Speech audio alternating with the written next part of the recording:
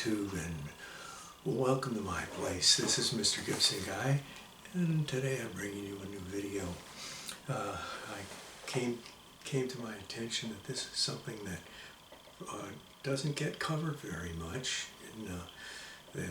I've been talking about in the realm of classic vintage cameras, which I have some, and I specialize in Nikon. Has been my chief interest in that. I have a number of their cameras and a number of their lenses, and their lenses are, I think, the best ones out there, not just in the range of the different ones that they have, but in the quality of their construction. But the good thing about Nikon lenses is that I can use Nikon lenses on very old Nikon and Nicomat cameras. I can use these manual focus lenses on the D5200 digital camera, with limitations, but they all work on it. And so if you're invested in Nikon lenses, then or if you want to get invested in something, the Nikons are very good ones. Right now, Canon is kind of getting a lot of attention with their old lenses, and those seem to be most desirable for people that are doing filmmaking. So there's a big demand for those, and the prices on them are just kind of going astronomical. But with the Nikon lens, you get a lens that is as good or better than any Canon lens, and you can get them at reasonable prices today. But besides that, if you're going to be using Nikon lenses, you have to have a Nikon body to go with them, some kind of Nikon. If you're using film or if you're using digital cameras, you can use these lenses. And that's where today's subject comes in, which is the Nikon FG. Now this camera is one that I consider to be just a real sleeper on the used camera market today. A lot of stuff says Nikon on it, and it will just get a really, really high price just because it says Nikon. And I use the Paul Simon pronunciation, by the way, not the British Nikon, whatever they say. Anyway, and I think part of the reason for the lack of respect for the little diminutive FG is that it's so small and so light and so portable, as if that's a bad thing, but also its relationship to its parent camera, which was the Nikon EM. Nikon came out with the EM in 1979, and they were doing something along the lines of the Canon A series, only thinking smaller, because they came out with the EM as their first E series camera, and it was a very, very basic camera. It was auto exposure, and that was it. The photographer had control over the f-stop and over the focus, and you push the button and you wound the film, and that was it. It was pretty basic camera and kind of lacking in features, but it was very inexpensive, very small, and it looked like a really cool small camera. It actually looked a little bit too small, I think, originally. If you can do that, you can imagine that. But the EM got a lot of attention with non-photographers because, hey, I could buy a Nikon camera, and it was well under $200 with the lens, and they were, of course, following the modern construction practices of the day in the late 70s, going into the early 80s, following what Canon had started with plastic cameras and lots of electronics and a minimum amount of mechanics inside, and something which took a minimum amount of training. You didn't have to be a well-trained camera maker to produce these, and they could produce these things like crazy. Nikon also thought ahead and planned ahead with this when they came out with the EM. They were using the EM as a platform, and they came out with a little tiny auto winder with a little tiny grip on it, and no shutter button, just a real basic four cell auto winder. They came out, and that was a MDE, motor drive E, yes, and then they came out with a SBE flash, which was a little 2-cell flash unit that was dedicated to the EM. And this was the really big thing to show how committed they were. They came out with their own series called Series E lenses. And these were the lenses which they kept the optics of the regular Nikon lenses, but they made these lenses smaller and lighter, again easier to assemble. They use a whole lot of plastic and not very much metal in them, and they made budget lenses that had very close to, if not completely, the optics that were up to standards for AIS Nikons and the top of the line Nikon lenses. And you know, they came out with a 50 and a 100 and a 135 and a 28 and a couple of zoom lenses, just the most general lenses that photographers were using. And ironically, even though the EM does not get the respect today, the E-series lenses lately have become very desirable and collectible, and people get, in some cases, more money for Series E lenses than they do for the real Nikons, which is kind of funny, I think. But when you're talking about durability in these lenses and how well they hold up, you have to say, all right, if you get a Nikon camera with a Series E lens on it, will that lens last? And the answer should be, how old are you? If you are 12 years old and you plan on living a really long time, you may outlive that lens. But and a regular Nikon lens, not a chance. But still, with their reduced price and their more efficiencies of production, I don't see any reason why these plastic lenses wouldn't last a lot longer than a couple of lifetimes anyway. So they're good for it. So 79 was the EM. Then in 82 came the FG, the promised follow-on. They came out with another camera. And where the EM was very basic and very much aimed at the beginner, the FG was, I think, probably kind of a step-up model. It features all the regular shutter speeds. It can be used in manual, metered manual, with the good viewfinder that it has and the readout. It does not do multiple exposure, which I don't think is a big loss. That's kind of a silly thing anyway. I've done like 3 multiple exposures in my life, and you know, they came out okay, but I've done them and there's no reason for it. I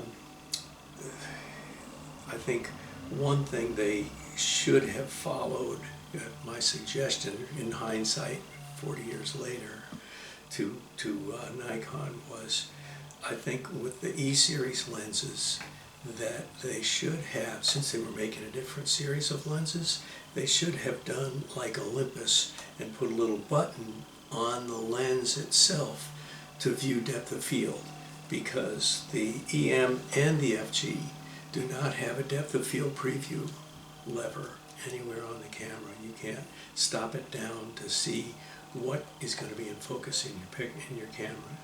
and that's in the viewfinder, and that's a deficiency. Also, these Series E lenses have the double sets of the letters for the aperture readout. You can see that up here. I can't tell in the viewfinder if it's coming through or not, but it has the f1.8 and the f2 and the 2.8, the f1.4 and the f5.6 and f8. All those are written double on there for an aperture direct readout. And if you put this lens on your FM or your f3 or your f2 even, well, it won't work on an f2. It doesn't have the saddle unless you have an f2A or AS. It has auto indexing, but you don't get a readout of your aperture in the readout in the viewfinder, and that's kind of a sad thing. And the other thing that they omitted that's kind of sad was they did not put a mirror lockup on this camera. You know, they were trying to put a lot of stuff on, and everything else they did put on. They made an outstanding camera, but those three features are missing that would have been good to have. Specifically the depth of field preview button. But there you go. There's one to see, another one behind it. But these little cameras, if you go looking online on camera prices, you're going to see FM, for speaking here of manual focus cameras, you'll see FMs and FEs and FM2s and FE2s and even FM3s now. That's kind of wild they did that. You'll see FAs, and these are all going to be well over $100. These are considered expensive vintage cameras.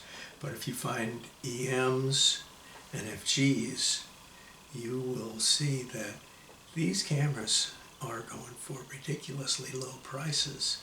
And with the EM, you're not getting very much camera at all.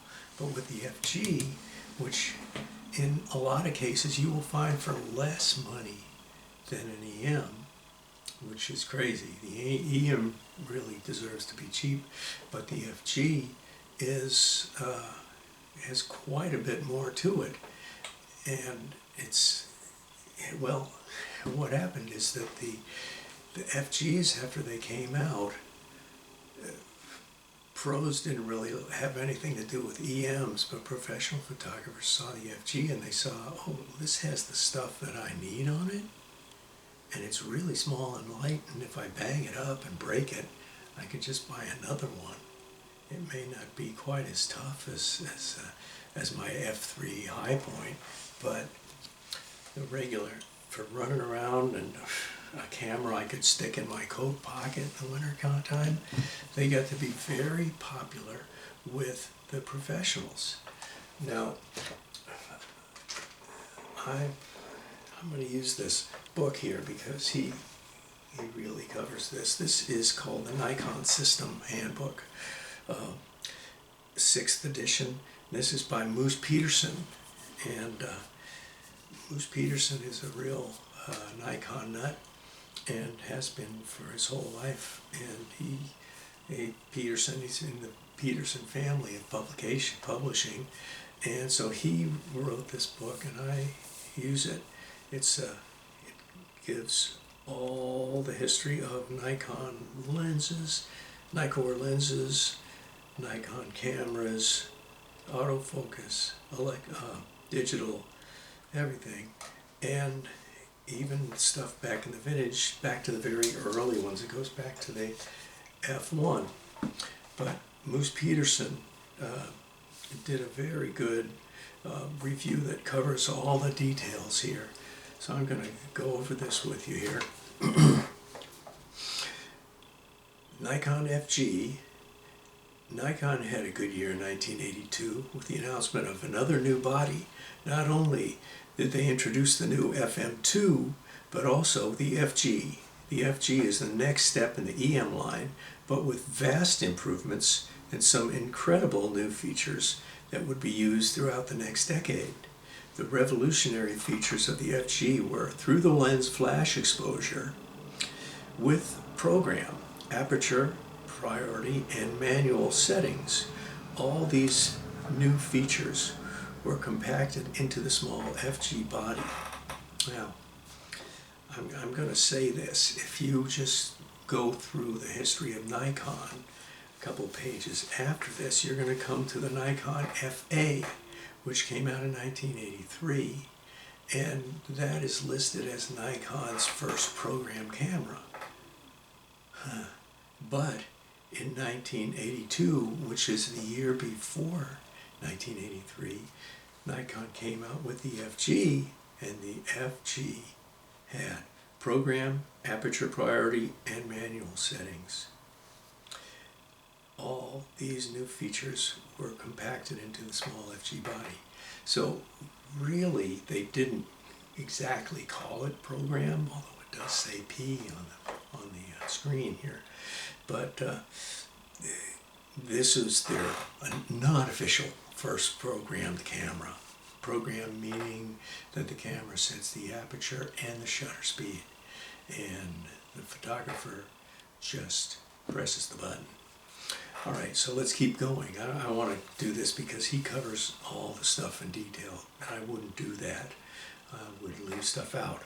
The meter in the FG is a single SPD cells. It provides the FG with 60% center weighted metering. The metering range is from EV1 to 18, offering exposure compensation of plus and minus 2 stops. The FG also has the same backlight button found on the EM. This creates an instant 2-stop overexposure override. When in program mode, set the lens aperture ring to the minimum aperture setting and the shutter speed dial to P. Program. The camera selects the correct shutter speed aperture combination in this mode. That's shutter speed dash aperture combination. It chooses the shutter speed and the aperture in this mode. In aperture priority mode, the shutter speed dial must be set to A. In this mode, the camera selects the correct stepless shutter speed according to the aperture you've selected. In manual mode, both the shutter speed and aperture settings are selected by the photographer. So you have aperture priority, shutter speed priority, program, and manual, metered manual, all on basically an EM. That's a lot of good stuff that they have thrown in there. The FG's aperture ring is AI coupled auto indexing, but its AI prong does not fold up, so non-auto indexing lenses cannot be mounted to the body. In case you don't understand what that means, that when you take the lens off, if you can see this on the camera, when you take the lens off, there's this little thing here that goes back and forth. On some of the other ones, like the FM and the FE, you can press a little button on the side of this and fold it back so that it doesn't come up here. But if you take a non-auto index Nikon lens and try to put it on, it will bump up against this thing here. This is the auto indexing mark that replaced the saddle that came down from the finder on the F2. And put this back together, line it up with the white. There. So you can't use the early pre-AI lenses on the FG, but you can use the other ones. Okay, so the viewfinder information in the FG was changed radically from previous Nikon bodies. The shutter speeds are displayed vertically on the right, 1 second on the bottom and 1/1000th second at the top of the scale. Directly to the right of the scale is a red LED column. So instead of having a needle going up and down, it has LED dots right next to the numbers for shutter speed.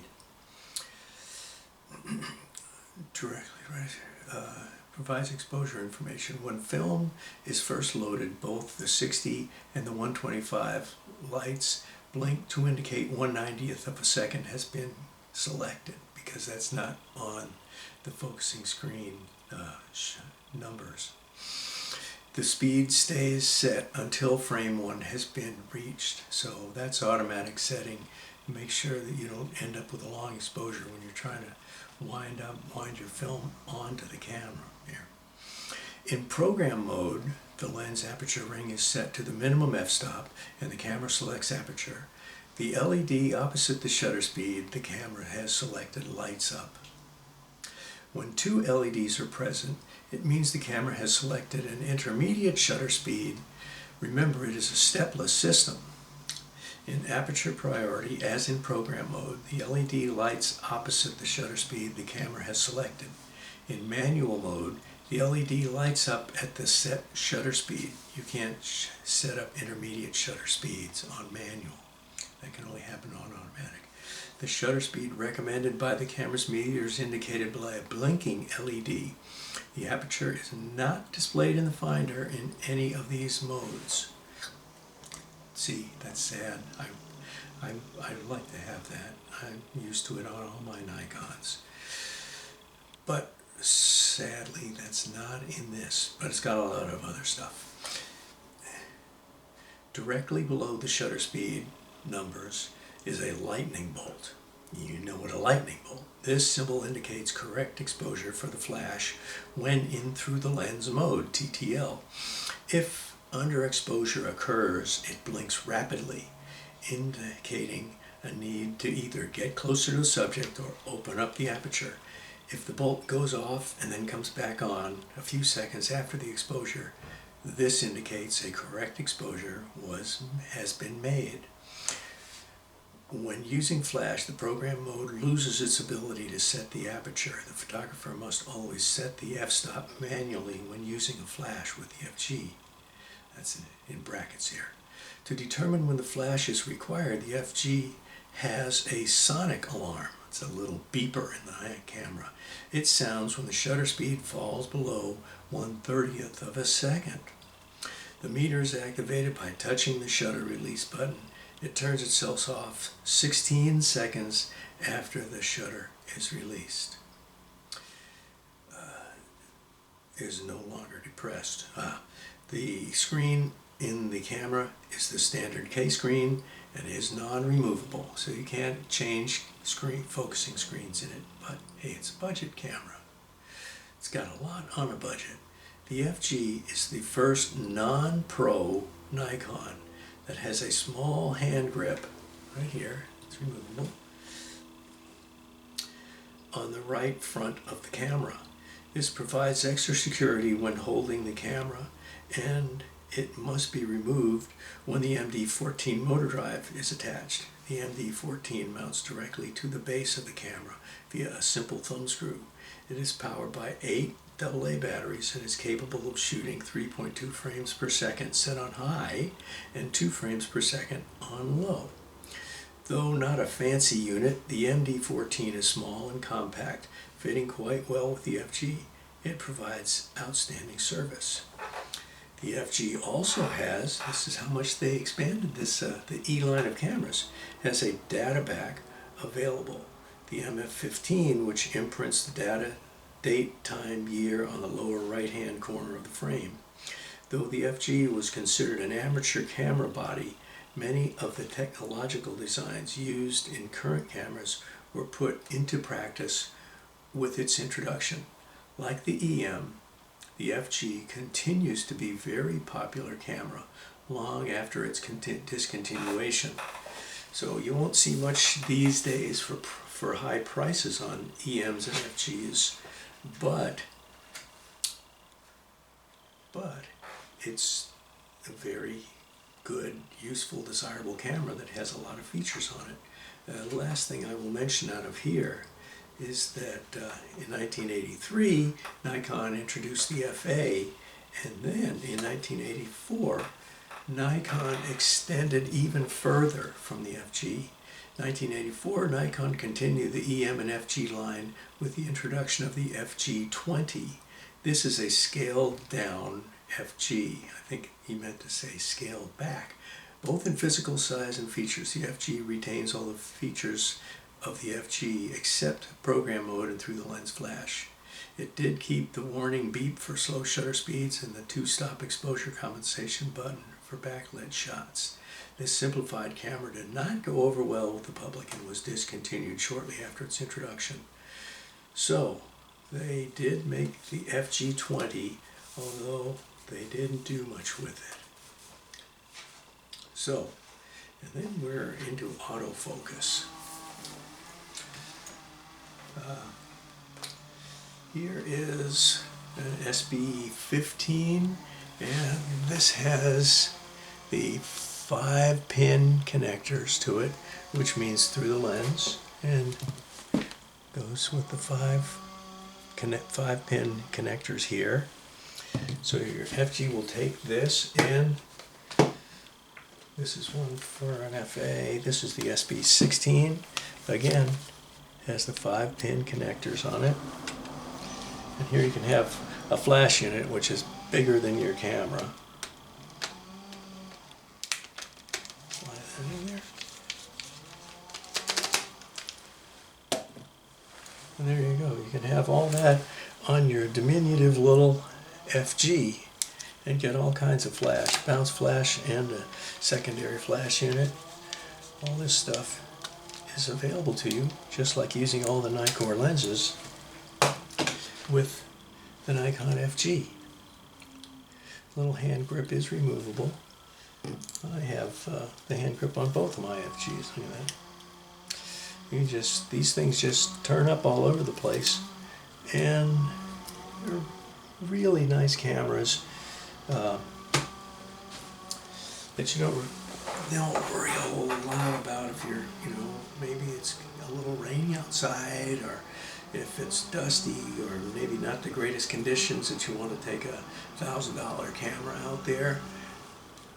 Maybe one of these you might pick up for $30 would be good. I'll show you one more thing here, if I can do this. This lens that I showed you here is a very small lens. This is a 50mm f1.8, and this one is unusual because normally these lenses, I don't know if you can see this here, but they say Nikon Series E on it, but this one does have Nikon on it, but it's a Nikkor. It doesn't have the saddle on the top for the manual indexing, but it is the Series E lens, but I guess this was a very late model one, and so they put Nikkor on it like it was a Nikkor lens, but it doesn't weigh anything. It's really, really light. And these lenses have, as I said, have become very desirable. But that is my wrap-up on the FG. Moose Peterson's Nikon Handbook. I'll visit this again later. This has all the Nikon stuff in it and is very comprehensively written. A good resource. But if you are thinking you would like to be a Nikon photographer and you want to get in for a very low price, check out an FG. I don't recommend the FG20, and the EM, that's kind of like if you want to have one in your collection. But the FG is a lot of camera for maybe less money than an EM. So like and subscribe, leave me a comment, tell me about your Nikon experiences or what you think of it. If I said something wrong that was incorrect, correct me in the comments and straighten me out on it. I can't keep everything straight on all of these things, but I try to be accurate on these, and I appreciate your help in helping me to get it right. I can make a correction on there. But thank you for watching, and I will see you on the next one. This is Mr. Gibson Guy, and